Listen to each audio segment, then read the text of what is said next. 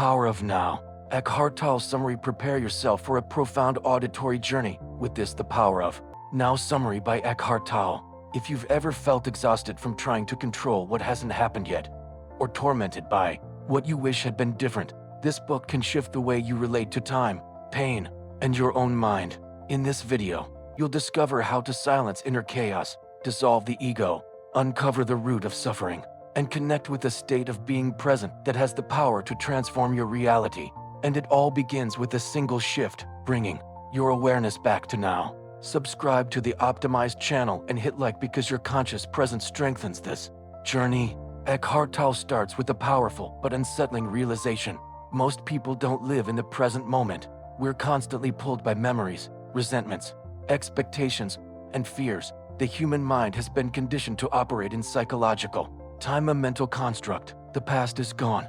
The future hasn't arrived, and the now, the only point of true connection with life, is constantly ignored. From this neglect, suffering is born. Emotional pain doesn't come from external events, but from resistance to what is. Every time we wish the present moment were different, we collide with reality, and that resistance creates pain. Tolle challenges the idea that we must process the past or plan the future to be happy. He shows us that living in the now is the only true antidote to anxiety and anguish. When you anchor yourself in the present, anxiety loses its fuel. When you accept the current moment, even if it's uncomfortable, pain begins to lose its grip. This isn't about resignation. It's about presence. It's about inhabiting, with awareness, the exact place where life actually happens. But why is it so difficult to stay present? Because the mind is addicted to control. The ego, this fictitious identity built on stories, achievements, traumas, and expectations, feeds on psychological time. It needs to recall what was and imagine what will be. It creates a narrative in which you're always the victim, the hero, the betrayed, the misunderstood. And as long as you're identified with that mental character, the now will feel like a threat, because the now dissolves all stories. This is where Tolle introduces the concept of the inner body. Instead of trying to forcibly stop thoughts, he invites us to turn our attention inward to the living physical sensations within the body. Feel the energy in your hands, your feet, your chest. Observe your breathing without controlling it. This subtle shift in focus pulls you out of the mind's grip and into the awareness of being. The body doesn't live in the past or future. It only exists in the now. When you feel it from within, even for a few seconds, you access a peace that comes not from outside, but from within. This practice may seem subtle, but it holds immense power. It's as if the mental noise is gradually softened by a silence that arises from the soul. You begin to notice life in the smallest details, the sound of a leaf falling, the warmth of the sun on your skin, the texture of air as you breathe deeply. Reality stops being a problem to solve and becomes a mystery to experience. Optimized insights now is not just a moment, it is the space where life happens. All suffering is resistance to something already present. Thinking about life is not the same as living it. The inner body is the bridge between the restless mind and quiet awareness. Acceptance is not passivity, it's the key to conscious action. One of Tolle's most striking revelations is that the mind creates the very problems it then tries to solve. It feeds on urgency, lack, and inadequacy. Ever notice how, even after solving one issue, another immediately rises? The mind always finds something to fix, improve, or control because it needs constant occupation to sustain the ego, and the ego thrives on problems. But once you start observing this pattern, something extraordinary happens. You become the witness, and the witness does not suffer, it observes. Suffering comes from identification. When you believe you are the thought, the pain is unbearable. But when you realize you are the space where thought happens, the pain becomes transitory. In that space, freedom is born. Mindfulness, then, isn't just a meditation technique, it's a state of presence in which the now is fully embraced. It's the gaze that doesn't judge, the ear that listens without preparing a reply, the hand that touches without rushing away. When you live this way, every moment becomes meaningful, not because of what happens, but because you are completely there.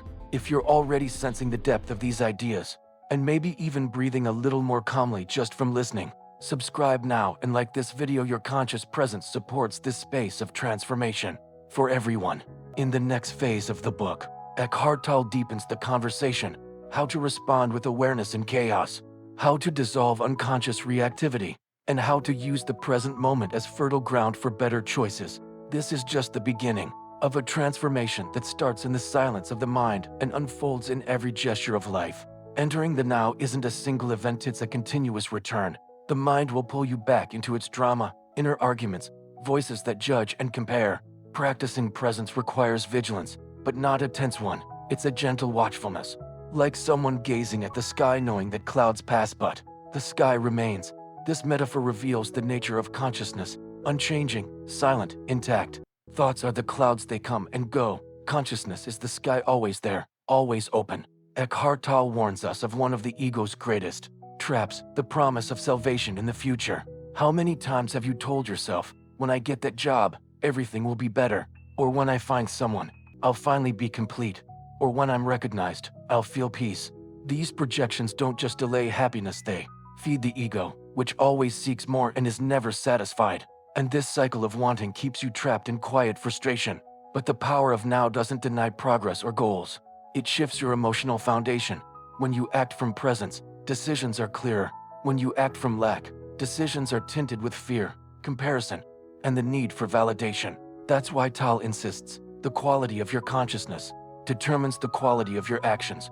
What you do matters, but where you do it from matters more.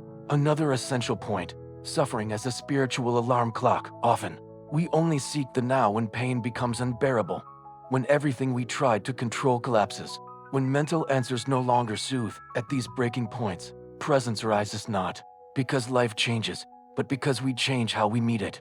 Pain that once felt unbearable becomes manageable. Anxiety loses its grip. Why? Because suffering only exists where there is resistance. Tolle reminds us that even in chaos, you can access the now. In traffic, during a tense conversation, in long lines. In these moments, you have two options: react automatically or breathe and observe. Simply being aware of your impatience is already a breakthrough. You begin to notice your tension, your breath tightening, your jaw clenching.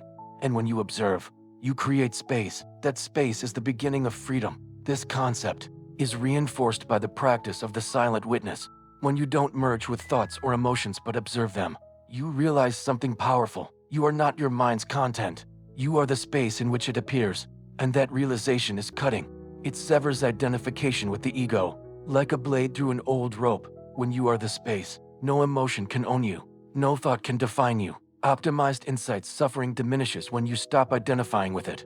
The mind seeks salvation in the future, but life only happens now. Simply observing an emotion is already transformation.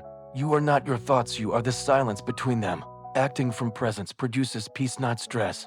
The language of the now is silence, but not an empty silence. It's a living stillness, a stillness that listens, welcomes, reveals. When you surrender to that stillness, your body relaxes, your mind slows, and life begins to reorganize itself from within. You stop trying to manipulate the outside world and start trusting the intelligence of being. This doesn't mean passivity. It means inspired action, movement guided not by urgency or lack, but by clarity and presence.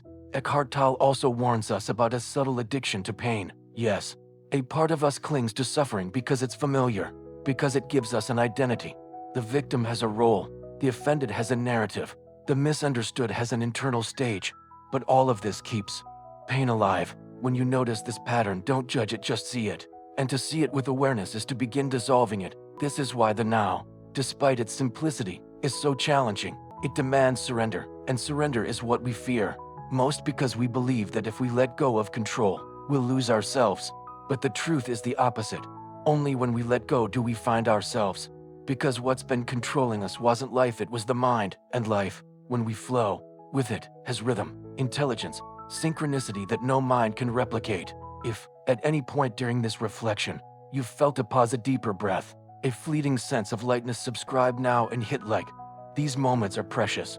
They are signs that your consciousness is awakening. Applying presence to relationships may be the greatest challenge and the greatest opportunity for transformation. During conflict, the mind wants to win. It wants to prove, justify, argue. But presence wants to listen. It wants to understand. It wants to see beyond the surface. When you listen with full attention, something shifts. The other person feels seen, and when they feel seen, their defenses drop. Many conflicts dissolve not because opinions changed, but because presence removed the need to defend. Listening with the body is a powerful practice. It's not just hearing with your ears, it's being fully there with the other person. It means noticing their words, their silences, their gestures, their unspoken emotions. This kind of listening doesn't judge, rush, or interpret, it simply welcomes. And in that welcoming, many emotional wounds are healed without ever being named. Because the now is therapeutic. It restores, it cleanses, it reinterprets, even when you're alone. Practicing mindful presence is revolutionary. While eating, walking, showering, washing dishes, every act can become a ritual of reconnection. When life becomes sacred in the details, the existential void begins to disappear. Because emptiness doesn't come from lack of experiences, it comes from lack of presence in those experiences. When you're fully engaged in each gesture, nothing more is needed. The moment becomes enough. And yes, there will be setbacks, moments when the mind regains control, when old patterns return. And that's okay. The key is noticing without guilt, without judgment, just seeing. And in that seeing, there's liberation. Because every time you realize you were absent, you're already a little more present. The path to now is not linear. It's a constant return. And each return deepens your awareness. The beauty of Eckhart Tolle's teaching is in its simplicity. He offers no complex theories, no rigid practices. He simply invites you to stop, to breathe, to observe. And within that invitation, a silent revolution unfolds. A revolution that doesn't shout, doesn't impose, doesn't fight, but transforms. From the inside out, with grace, with truth, with depth. Optimized insights, presence dissolves conflict before it begins. Relationships don't need perfection, they need presence. The now is the only source of real healing. Deep listening is a silent act of love. Every return to the present is a step toward inner freedom. As we close this journey, remember, now doesn't need to be understood, it needs to be lived.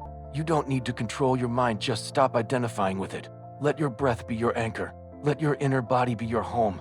Let silence be your guide. Let life be your teacher.